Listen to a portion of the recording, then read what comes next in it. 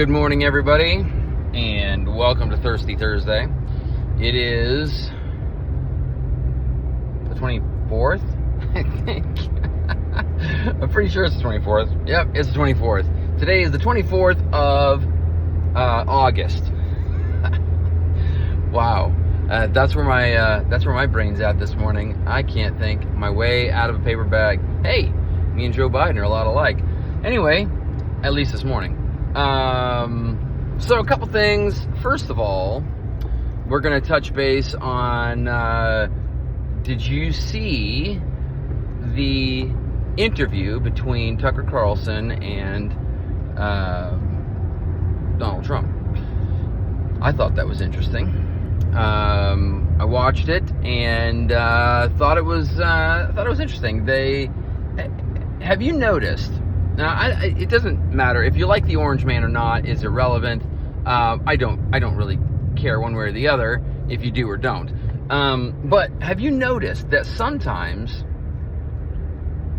if he's got something in his mind that he wants to say, it doesn't really matter what the question is. And I find that interesting because if you go back even to like older interviews, I remember watching an interview with him on Oprah Winfrey, and gosh, he was on Letterman, I think, back in the day. We're talking a while ago, like in the 90s or something. And it was interesting because they would ask him questions, and he would like, it was almost like he didn't hear their question, and he would just keep talking about what he was talking about. Now, sometimes he'll hear the question and he'll answer it, which I just find it ironic. I find it interesting. It's a personality thing, I'm sure.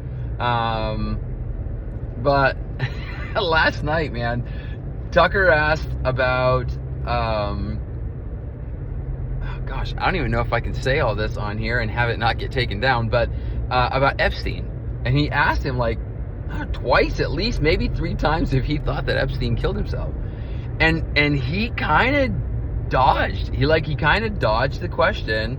And then afterwards, like after they kind of come to the end of that part of the conversation, the Orange Man asked Tucker if he thought he did. And Tucker's like, oh, absolutely. Anyway, I just find it ironic. I find it interesting, but it was a very good interview. I think it's funny because he's not participating or didn't participate in the debate, the Fox debate or whatever it was, and his ratings are through the roof. I mean, they're through the roof. It's funny. Like it's funny. It's just funny, you know. But anyway, today he's supposed to get arrested, and so we'll see how that goes. I'll be looking at Twitter off and on throughout the day to find out if that actually happens or not. I tend to think it's gonna, and honestly,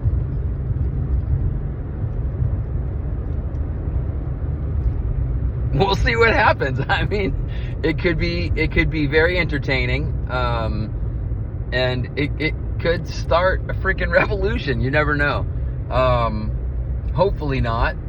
But anyway, second thing I wanted to chat with you guys about,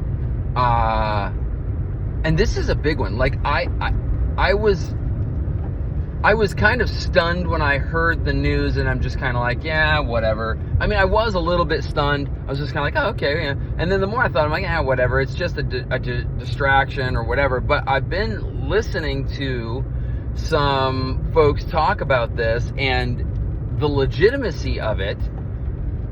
And that is David Grush, the whistleblower for the UFOs and the aliens. I mean,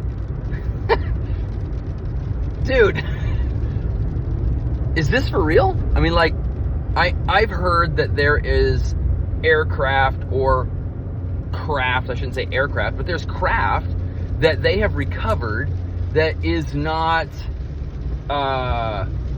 terrestrial. We'll leave it that way.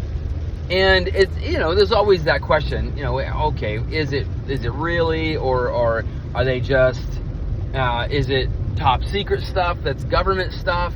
And now these guys, this guy, and I think there's a couple other folks too.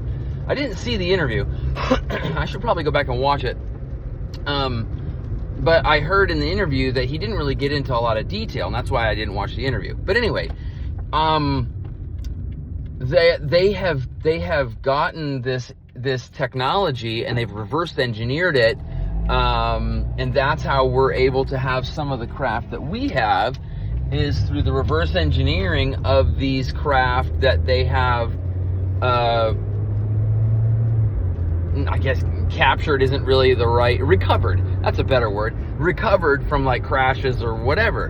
And I've listened to some interviews of some people that have gone to these crash sites, people that were working for the government or the military or science programs or whatever, and it seems legitimate that these craft are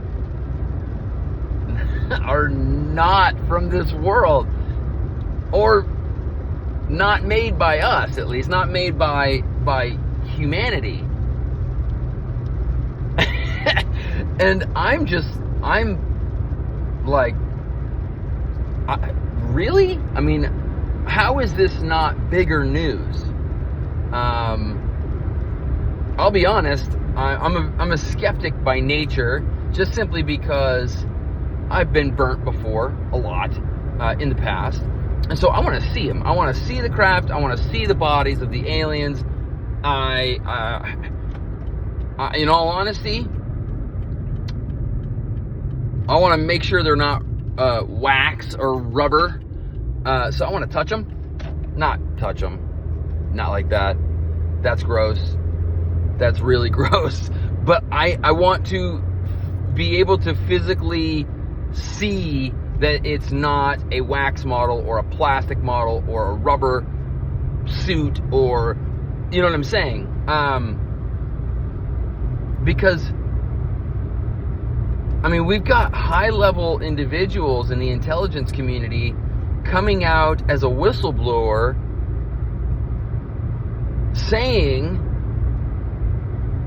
that we have recovered UFOs and recovered non-human extraterrestrial bodies. That's crazy. I mean, that's crazy, isn't it?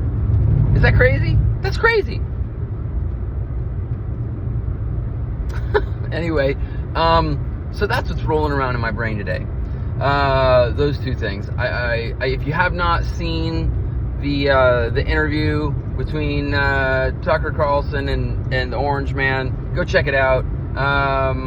And if you want a good laugh, then I would say go ahead and go watch the debates, the Republican debates, because, oh boy, we're in sad shape, folks. We're in sad shape. Anyway, that's it for me this morning. I hope everybody has a great day. Thirsty Thursday, and that is one sweet looking Chevy truck. Whew. It's got to be like late 60s. Man, that looks good. Anyway, hope everybody has a good one. Take care and stay prepared.